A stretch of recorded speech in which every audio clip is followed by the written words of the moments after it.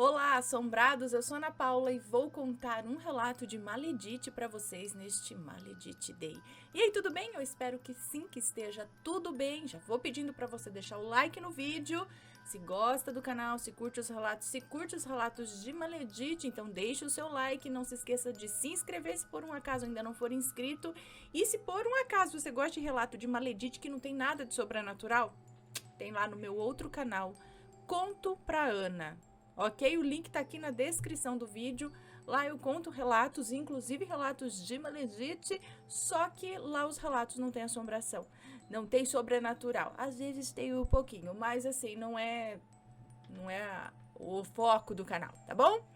Então, é isso. Vamos para este relato de Maledite e vamos ver qual que é dessa Maledite aqui, ou dessas Maledites, pelo que me parece. Oi, Ana, sua linda! Me chamo Fulana, tenho 19 anos e sou de Pernambuco. Esse relato é da avó de uma amiga minha, que me contou quando eu fui passar o final de semana na casa delas. E, gente, eu fiquei passada! Como uma mulher tão gentil, carismática, que só ajuda as pessoas, passou por tudo isso. Olha, é babado mesmo. Vamos para o relato, todos os nomes estão trocados, viu, Aninha? Muito obrigada. Sinopse, olha só que chique. Os nomes estão trocados. Júlia conheceu Caio aos 14 anos, quando tudo era mais simples e o amor parecia invencível. Mas a vida adulta chegou cedo demais. Fugindo dos gritos do pai e da solidão de casa, Júlia decidiu morar com o namorado na casa da sogra, sem saber que ali enfrentaria suas maiores dores. Inveja das cunhadas, feitiçaria escondida embaixo das camas, brigas constantes e o peso de um amor quase doente. Quando Caio adoece gravemente, a febre não vem sozinha. Traz à tona tudo o que eles tentavam esconder. Uma história de luta, amor, escuridão e superação que prova que mesmo quando tudo parece perdido, alguns laços resistem a qualquer tempestade. Capítulo 1. A primeira fuga. O barulho da porta batendo foi a última coisa que Júlia ouviu antes de correr rua abaixo, com a mochila nas costas e o coração disparado. Ela tinha 17 anos, mas já carregava uma dor que nenhuma idade explicava. O pai gritava todo dia, chamando-a de inútil, dizendo que amor de adolescente era doença, perda de tempo. Mas para ela, amar Caio era tudo que ainda fazia sentido. Caio tinha 18 anos, cabelo bagunçado, olhar calmo, jeito de quem vive no mundo da lua, mas com uma presença que a fazia respirar melhor. Desde os 14, os dois trocavam bilhetes escondidos na escola e sonhavam com uma casa só deles. A realidade chegou mais cedo do que esperavam. A sogra, Dona Fátima, abriu a porta com um olhar desconfiado. Era o início de uma nova vida, ou talvez o começo de um pesadelo. Você pode ficar, mas entenda, aqui não tem moleza, disse a mulher cruzando os braços. A mãe dele, né? Na casa também viviam as duas cunhadas, Yasmin e Eduarda. Elas pareciam simpáticas, mas algo no olhar das duas deixava Júlia arrepiada. Como se ela fosse um problema que havia acabado de entrar. Júlia não sabia, mas naquela mesma noite Yasmin entregaria algo no quintal. Ela não sabia, mas naquela noite Yasmin enterraria algo no quintal. No terceiro dia, na casa de Dona Fátima, Júlia acordou com um cheiro forte vindo do quarto ao lado. Era doce, mas enjoativo, e parecia grudar no nariz. Levantou-se devagar e espiou pela fresta da porta. Yasmin estava ajoelhada com um incenso aceso e um pequeno prato com ervas secas e sal grosso. Sussurrava palavras estranhas. O que ela está fazendo? Sussurrou Júlia para si mesma. A sensação de desconforto aumentou. No café da manhã, Yasmin se fingiu de santa, oferecendo pão e café com um sorriso falso. Dormiu bem, Júlia? Espero que se sinta em casa, disse com uma voz doce, mas os olhos frios diziam o contrário. Caio estava esquisito. Desde que Júlia tinha chegado, ele parecia mais distante. Naquela noite, discutiram pela primeira vez. Coisa boba, uma toalha molhada jogada na cama, um celular ignorado, mas o tom foi subindo. Se você veio pra cá achando que ia viver um conto de fadas, você tá enganada, gritou ele, largando o celular. E ela disse, eu larguei tudo por você, Caio, tudo. E é assim que você fala comigo? Bom, Dona Fátima fingiu que não estava ouvindo. Eduarda soltou um sorrisinho no corredor. Mais tarde, o Caio voltou ao quarto, de cabeça baixa, pediu desculpas, disse que estava nervoso com a mãe, com o ambiente, com tudo. Ela perdoou. Ainda o amava demais. Mas naquela madrugada, Júlia teve um pesadelo. Estava presa num quarto escuro, ouvindo vozes dizendo: ele vai te deixar, ele vai te deixar. E aí ela acordou suando frio. No canto do quarto viu um incenso queimando devagar. Mas ninguém na casa usava incenso, exceto Yasmin. No dia seguinte ao pesadelo, Júlia acordou com o som de uma tosse estranha e era o Caio. Não era uma tosse comum, era uma tosse seca, forte, como se rasgasse por dentro. Ele estava suando frio e tremendo. Amor, você tá bem? Perguntou ela, assustada. Tô, deve ser só uma gripe. Minha garganta tá ruim já faz uns dias. Júlia tentou dar chá de gengibre e limão. Ele tomou calado, deitado no colchão fino. E a febre chegou à noite, alta, queimando. Mas ele teimou em não ir ao hospital. Na mesma noite, ela viu um gato preto rondando o quintal. Seus olhos brilhavam como brasas. E ele arranhava a terra perto da parte onde Yasmin havia enterrado algo dias antes. Júlia desceu com cuidado e foi até o local. Achou um embrulho de pano vermelho, amarrado com um fio de cabelo loiro. Dentro tinha uma foto dela com o Caio. Uma foto rasgada, com as partes dos rostos separadas, e uma vela preta derretida. Ela sentiu o estômago revirar. Isso é bruxaria, sussurrou, o coração batendo disparado. Na manhã seguinte, confrontou Yasmin discretamente. Você anda fazendo alguma coisa estranha naquele quarto? Eu? Imagina, eu só rezo. Pelos dois, respondeu com aquele sorrisinho nojento. As brigas entre Júlia e Caio começaram a aumentar. Ele se irritava por qualquer coisa. Ela andava desconfiada, com o psicológico começando a ruir. Mas o amor ainda segurava tudo por um fio, mas segurava. E a tosse dele piorava. Cada vez mais forte, e a febre todos os dias. As semanas seguintes foram um verdadeiro teste de resistência para Júlia. Caio tossia cada vez mais, tinha febre todos os dias, às vezes com mais de 39 graus. Suava à noite como se estivesse pegando fogo. Tremia a ponto de não conseguir segurar um copo d'água. Mas, orgulhoso, dizia sempre a mesma frase. É só uma virose, vai passar.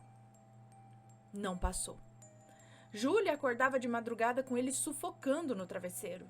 Tinha medo de perdê-lo. Fazia compressas, dava comida na boca, trocava as roupas encharcadas de suor. Era ela quem dava banho nele quando ele não conseguia nem se levantar. Mas o fardo pesava, né? E as brigas começavam a acontecer todos os dias agora, por qualquer coisa. Você só reclama, tudo que eu faço é errado, gritava ela, jogando a toalha no chão. Eu tô doente, Júlia, e você parece mais preocupada em brigar do que em me entender. Ela chorava e muito, não dormia bem há dias, estava exausta de tudo. Da doença, da casa, das cunhadas que cochichavam no corredor, da sogra que parecia fazer de tudo para deixá-la desconfortável. Naquela tarde, a Júlia entrou no quarto e encontrou a Eduarda com o celular do Caio na mão. Tá procurando o quê? Perguntou a Júlia, fria. Ele me pediu para ver um horário de um remédio. Mentiu Eduarda, disfarçando. No fundo, Júlia sabia que as duas irmãs queriam que ela fosse embora, que ela sumisse, que Caio voltasse a ser o menino da casa. Mas ela ainda não ia desistir. Mesmo quando chorava no banheiro escondida, mesmo quando pensava em arrumar as malas, mesmo quando naquela noite olhou para o espelho e mal se reconheceu, pálida, com olheiras profundas, as mãos tremendo, como se tivesse quebrado as asas que antes a faziam sonhar. Ela queria voar, mas estava presa num ninho cheio de farpas. Foi numa noite de sexta-feira que tudo desabou de vez. Caio não conseguia mais nem respirar direito. Ele tossia sem parar, o peito doía, os olhos ardiam de febre. Júlia, desesperado, colocou quase à força dentro de um carro emprestado por um vizinho e o levou ao hospital da cidade vizinha. Enquanto ele era atendido, ela ficou no corredor, sozinha, com as mãos frias e o coração batendo como se quisesse sair do peito. Depois de horas de espera, o médico veio com um rosto sério e disse: o exame de escarro confirmou o que já suspeitávamos. Ele está com tuberculose pulmonar, em estágio avançado. Júlia sentiu tudo girar, o chão parecia ter sumido sob seus pés. E isso tem cura? Perguntou com a voz trêmula. Tem sim, mas vai ser um tratamento longo, pelo menos 6 meses. Ele vai precisar tomar antibióticos todos os dias, seguir uma rotina rígida e vai ficar fraco, muito fraco. Ela entrou no quarto e o encontrou com os olhos perdidos no teto. Tuberculose, murmurou ele. Parece coisa de filme velho, né? Ela segurou sua mão e disse: a gente vai passar por isso, juntos. Mas no fundo ela estava assustada, com tudo, com o peso da doença, com o clima tóxico da casa, com o próprio psicológico que já estava por um fio. No dia seguinte, quando voltaram, Dona Fátima soltou um comentário atravessado. Esse menino vai acabar levando todo mundo junto desse jeito. As cunhadas se afastaram ainda mais, diziam que tuberculose era perigoso, que pegava fácil. Yasmin começou a deixar pratos separados para ele e Júlia mais uma vez ficou sozinha, segurando tudo. Dava banho, de certa forma é verdade, viu? É contagioso. Dava banho em Caio, trocava os lençóis, lhe dava os remédios na hora certa e chorava toda noite escondida no banheiro. Mas ela não o abandonou. Mesmo quando pensava em ir embora, mesmo quando quase não aguentava mais. Naquela semana, Caio mal levantava da cama, tossia sangue. A febre parecia colar em seu corpo como uma maldição. Os olhos, antes vivos, agora estavam fundos, como se ele estivesse afundando em si mesmo. Júlia também estava adoecendo por dentro. Um dia, ao sair para comprar pão e os remédios, encontrou uma mulher sentada na calçada, vendendo ervas e velas. Era Dona Teresa, conhecida no bairro como benzedeira e rezadeira. Uma senhora de olhos pequenos e intensos, que pareciam ler tudo. Moça, você anda carregada, disse a velha sem que Júlia dissesse uma palavra. Júlia parou, surpresa, né? Como sabe? O amor da sua vida tá doente. E tem gente na casa onde você mora que quer ver esse amor morrer. As palavras assim caíram como uma faca. Você pode me ajudar? Ela perguntou. Dona Teresa olhou fundo nos olhos dela e disse: posso, mas vai doer. Tem feitiço no ar, e só um feitiço maior limpa o mal que botaram. Júlia aceitou. Fez uma limpeza com sal grosso, banho de ervas, defumação. Dona Teresa lhe deu uma vela branca, uma vermelha e uma preta, e mandou acender por 7 noites seguidas. Disse para colocar debaixo do colchão um galinho de arruda e 3 dentes de alho. Na terceira noite, algo estranho aconteceu. Yasmin entrou no quarto sem bater, com uma cara nervosa. O que é esse cheiro horrível aqui? Tá fumando o quê? Gritou. Eu tô limpando o que você sujou, respondeu Júlia com firmeza que ela nem sabia que tinha.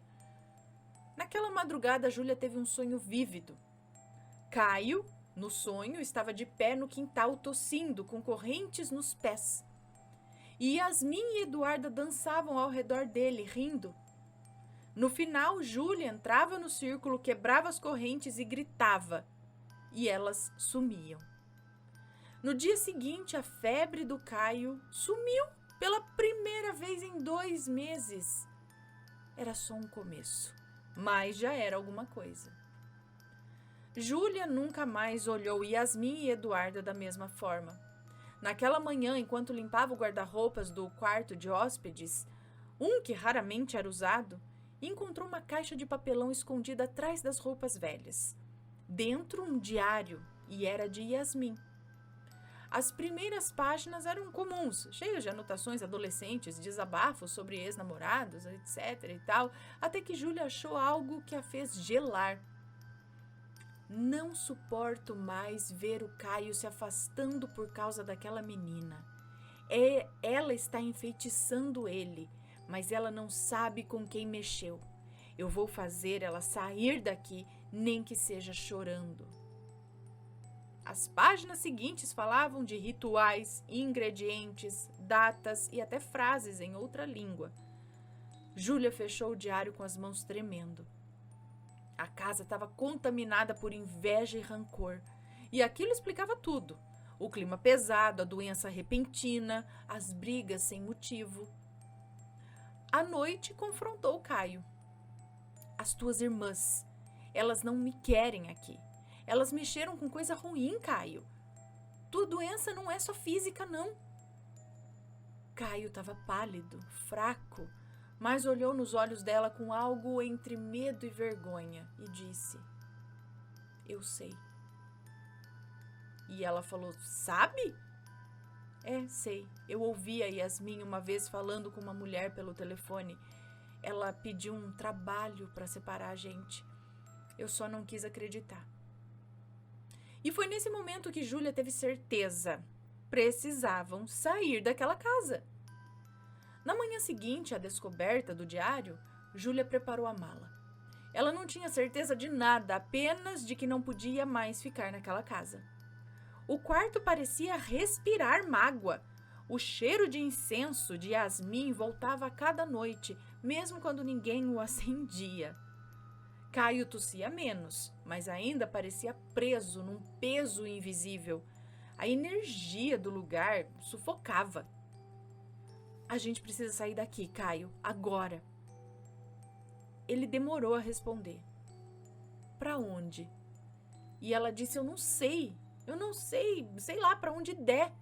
Eu posso vender algumas roupas minhas, você ainda tem o som, aquele antigo, podemos começar pequeno, alugar um quartinho, dividir com alguém. Qualquer lugar é melhor do que isso daqui. Caio olhou para o teto, os olhos dele se encheram de lágrimas. Você ainda quer ficar comigo, mesmo depois disso tudo? Eu nunca quis ir embora, Caio. Eu só queria você. Eu só queria que você voltasse a ser você. Então eles se abraçaram. Era um abraço fraco, mas carregado de verdade. Naquela mesma tarde, arrumaram tudo o que tinham em 2 mochilas. Dona Fátima tentou impedir, soltando críticas como lanças. Vão se arrepender. Essa menina vai te matar, Caio. Olha a tua saúde. Yasmin apenas observou da varanda, silenciosa, mas com um sorrisinho nos lábios. Ela achava que tinha vencido. Mas não sabia que o amor, quando é verdadeiro, não se desfaz com feitiço algum. O novo quarto era minúsculo, as paredes eram manchadas, o ventilador fazia um barulho estranho e a cama era um colchão no chão. Mas pela primeira vez em meses, o ar parecia leve. Conseguiram alugar o quartinho nos fundos da casa de Dona Dalva, uma viúva simpática que tinha perdido o marido para tuberculose anos atrás. Quando soube da situação do Caio, ela não hesitou. Pode ficar aqui. Eu não cobro nada eu não vou cobrar nada no primeiro mês. Ele precisa de calma e você de força. Júlia chorou de gratidão. Pela primeira vez sentiu-se acolhida. As noites ainda eram difíceis. Caio tinha recaídas, febres que vinham e iam e tosses que lhe tiravam o sono. Mas aos poucos algo mudou. Ele ria. Fraco, mas ria. Júlia fazia sopas com os poucos ingredientes que tinham, às vezes só batata e sal. Mas ele comia, voltava a olhar nos olhos dela, a dizer obrigado, a segurar sua mão com mais firmeza. Você é minha cura, sabia? Ele disse uma noite. E você é a minha coragem, ela respondeu. Dona Dalva ensinou a Júlia a fazer chás com folhas que cresciam no quintal. Também benzia o quarto com orações que aprendia desde criança. Nada de velas pretas, só fé e carinho. Longe da inveja, longe das irmãs da sombra, longe do veneno disfarçado de afeto, eles começaram a respirar de novo. Era pouco, mas era deles. A primeira semana no novo lar passou como um sopro. Caio começou a tomar a medicação corretamente, com os horários anotados por Júlia num caderninho velho. Mesmo com os efeitos colaterais, náuseas, tontura, fraqueza, ele não desistia. Já aguentei coisa pior, dizia, tentando sorrir.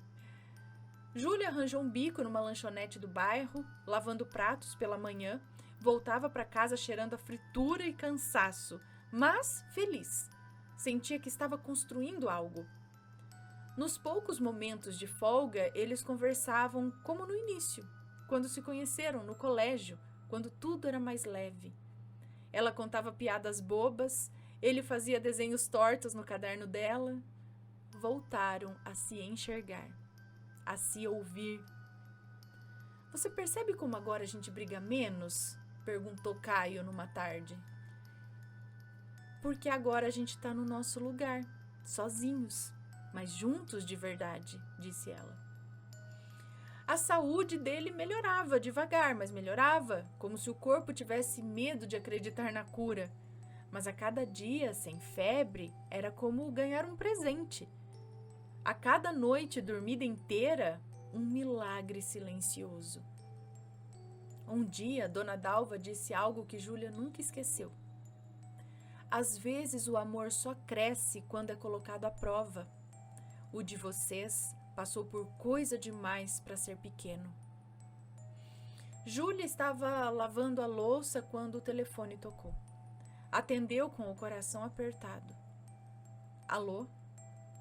Do outro lado, a voz fria e doce que ela mais temia. Júlia, será que você não cansa de tudo isso? Era Yasmin. Júlia congelou. O que você quer? Eu só queria avisar que não vão conseguir fugir para sempre. O Caio vai voltar para casa. Ele precisa da família dele. Você só está atrasando o que é certo. Júlia respirou fundo, tentando manter a calma. Caio sabe o que quer, e eu também. Yasmin riu de forma cruel. Vai ver, você não sabe nada, mas logo vai descobrir que nem todo amor aguenta tanto. E a ligação caiu. Júlia ficou tremendo. Sentiu o peso daquelas palavras tentando infiltrar-se no pouco equilíbrio que conquistou. Quando Caio chegou, viu o rosto dela. O que houve? Ele perguntou. E ela disse, a Yasmin ligou, quis mexer com a gente. Ele apertou a mão dela com força e disse, deixa elas falarem, a gente sabe a verdade. Mas por dentro os dois sentiram aquele medo rondando de novo. A sombra do passado era longa. Naquele fim de tarde, Caio e Júlia sentaram-se no chão do pequeno quarto, cercados pelo silêncio que só o amor verdadeiro conhece. Não vou deixar que elas nos destruam, disse Caio com a voz firme, apesar do corpo ainda fraco. Nem eu. Já sofremos demais. Agora é hora de viver o que a gente merece, disse ela. Resolveram que nenhuma palavra maldosa, nenhum feitiço ou intriga teria mais poder sobre eles. Firmaram um pacto. O amor, o cuidado e a verdade seriam sua proteção. Nos dias seguintes, a rotina seguia com disciplina. Júlia cuidava dos remédios, da alimentação e da casa. Caio, com a esperança renovada, se esforçava para ficar melhor. À noite, antes de dormir, trocavam palavras de carinho e planos para o futuro. Simples, mas sólidos. Era pouco para quem sonhava com castelos, mas o suficiente para quem aprendeu que o amor verdadeiro é feito de pequenas batalhas vencidas lado a lado. A recuperação. Bom, com o passar das semanas, Caio finalmente sentiu o peso da doença aliviar. A tosse, que antes parecia arrancar sua alma, agora era um sussurro. A febre que o consumia dia e noite diminuía, trazendo de volta um pouco de cor ao seu rosto pálido. Júlia estava sempre ao seu lado, firme como uma rocha. A cada melhora, o seu sorriso se alargava e seu coração se enchia de esperança. Eles comemoravam cada pequeno passo como uma vitória. Você está melhor, amor. Vai ficar tudo bem, dizia ela, enxugando o suor da testa dele. E pela primeira vez em meses, Caio olhou para ela, não como um doente, mas como um parceiro, pronto para enfrentar a vida. Júlia não podia mais suportar o silêncio diante das maldades que rondavam a sua vida. Com coragem renovada, ela decidiu agir. Numa tarde, enquanto organizava as coisas do antigo quarto que ainda usavam para guardar pertences, encontrou provas incontestáveis, bilhetes, rituais anotados, fotos e até objetos que Yasmin e Eduarda usaram para tentar separar o casal. Com o diário em mãos, ela foi até o quarto onde as duas estavam. Acabou. Eu sei de tudo. Eu sei dos feitiços, das mentiras, das intrigas. Yasmin tentou negar e Eduarda ficou vermelha de raiva, mas não havia como escapar. Vocês queriam me destruir, mas quem saiu destruída foram vocês.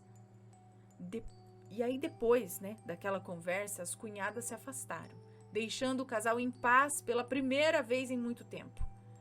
Júlia sentiu um peso enorme sair do peito. Era a liberdade.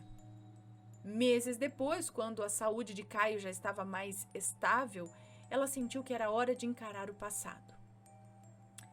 Quero tentar falar com o meu pai, disse ela a Caio, com um misto de medo e esperança. Caio apertou a mão dela, dando forças. Na casa onde Júlia cresceu, o silêncio reinava. O pai, um homem de poucas palavras, parecia menor do que antes. Filha, disse ele com a voz embargada, eu errei com você. Perdi o melhor que tinha por orgulho e medo. Me perdoa. Júlia engoliu a emoção, sentiu o peso sair dos ombros. Eu perdoo. Eu só quero você aqui, pai. Caio observava de longe, o coração apertado, mas feliz. Aquele perdão era o primeiro passo para que todos pudessem finalmente se libertar. A promessa. Sentados na varanda da casa pequena, que agora chamavam de lar, Júlia e Caio trocaram olhares cheios de significado. Nunca mais vamos deixar que o ódio, a inveja ou a dor destruam o que a gente tem, disse Júlia, segurando firme a mão dele. Caio assentiu. A gente passou por tempestades, mas hoje sabemos que o amor é mais forte e eu prometo lutar sempre por nós. Eles fizeram um pacto silencioso, um compromisso que ia além das palavras. Reconstruir a vida, cuidar um do outro, sem nunca mais permitir que ninguém interferisse no que era deles. E era o começo de um novo capítulo. Não só na história, mas na alma de ambos. Um novo começo. O sol da manhã iluminava as paredes branquinhas da casa simples que agora era deles. Nada grandioso, mas cada canto tinha a história que eles estavam escrevendo juntos. A rotina não era fácil. Caio ainda precisava de cuidados, Júlia trabalhava para pagar as contas, mas o peso do passado já não o sufocava mais. A cada dia eles construíram um lar baseado no respeito, na paciência e no amor maduro que só o tempo e a luta ensinam. Júlia olhava para o Caio e sentia orgulho da força que ambos tinham. Era mais do que sobreviver, era viver de verdade. Amor que cura. Caio olhou para Júlia com os olhos cheios de gratidão e carinho. Você foi a luz na minha escuridão, disse ele, a voz ainda fraca, mas cheia de sinceridade. Ela sorriu, segurando a mão dele com força. E você me ensinou a nunca desistir, nem de mim mesma. Eles aprenderam que o amor não é só paixão ou brilho intenso. É cuidado, é paciência, é luta diária. É estar junto quando tudo parece ruir. E naquele pequeno quarto, longe de feitiços e de intrigas, só restava a verdade. O amor deles era uma força que curava feridas, que transformava dor em esperança e criava novos caminhos. Luz na escuridão. Mesmo nos dias mais difíceis, quando a tempestade parecia não ter fim, Júlia e Caio encontravam pequenas luzes para se agarrar. Cada sorriso tímido, cada abraço apertado, cada palavra de incentivo era uma fagulha que mantinha a chama acesa. Eles entenderam que a vida não é feita só de momentos felizes, mas da força para seguir, mesmo quando tudo está escuro. E no meio daquela escuridão, o amor deles brilhou como uma lanterna, guiando-os para dias melhores. Eles não sabiam o que o futuro reservaria, mas estavam certos de uma coisa: enquanto tivessem um ao outro, nada seria impossível. Naquele entardecer dourado, Júlia e Caio sentaram-se na varanda, mãos entrelaçadas, olhos brilhando com a promessa de um futuro juntos. Os desafios, as brigas, a doença, os feitiços, a dor, tudo ficou para trás, como um capítulo difícil que serviu para fortalecer o que realmente importava. Eles aprenderam que o amor não é perfeito, mas é forte, forte o bastante para superar qualquer tempestade. Prometeram cuidar um do outro todos os dias, com paciência e fé. E assim como os caminhos incertos, seguiram de mãos dadas, prontos para escrever cada página da vida, juntos para sempre. E a vida seguiu. Os anos passaram e o amor de Júlia e Caio floresceu como um jardim forte após a tempestade. Juntos abriram uma loja de joias de prata no centro da cidade, algo pequeno no começo, mas que com dedicação cresceu e se tornou referência em toda a região. Viraram conhecidos e admirados não só pelos produtos lindos, mas pela história de superação que inspirava clientes e vizinhos. Tiveram 5 filhos, 4 meninas e um menino, e criaram todos com muito amor, ensinando valores como coragem, respeito e persistência. A empresa, que um dia começou em um quartinho improvisado, virou um legado de família. Quando se aposentaram, passaram a loja para os filhos, com orgulho e lágrimas nos olhos. Caio viveu até os 93 anos. Morreu de causas naturais, cercado por toda a família e com a mão de Júlia apertada na sua. Partiu em paz, com o coração leve. Hoje Júlia vive com uma de suas filhas, em uma casa aconchegante, cheia de lembranças. Às vezes ela senta na varanda, olha para o céu e sorri sozinha, sentindo que Caio ainda está por perto. Porque apesar de tudo, o amor verdadeiro nunca morre. Ele apenas muda de forma e continua vivendo em cada detalhe, em cada joia, em cada filho, cada memória. E como ela gosta de dizer, alguns amores enfrentam a morte, a dor, a inveja e até o tempo, mas os que são de verdade sobrevivem a tudo. Bom, Ana, esse foi o relato. Eu espero que não demore para ser contado. Eu quero ouvir urgentemente na sua belíssima voz. Beijos e fica com Deus, sua linda. Um beijo para você, muito obrigada. Menina, mas foi você que escreveu tudo isso daqui muito certinho? Muito certinho, muito bem escrito. E que história! Peraí, deixa eu só ver de que é essa história aqui. É da avó de uma amiga minha, que contou quando eu fui passar o final de semana na casa delas. E fiquei passada como uma mulher. Então, a Júlia é a avó da sua amiga, é isso? Que história legal, gente, né? Assim, são aquelas... Nossa, história de Maledite, até esqueci das Maledites. As Maledites que se né, fulerem, assim, na história. E que bom também que as Maledites não prosseguiram. Tentaram encher o saco, mas chegou uma hora que elas também, né?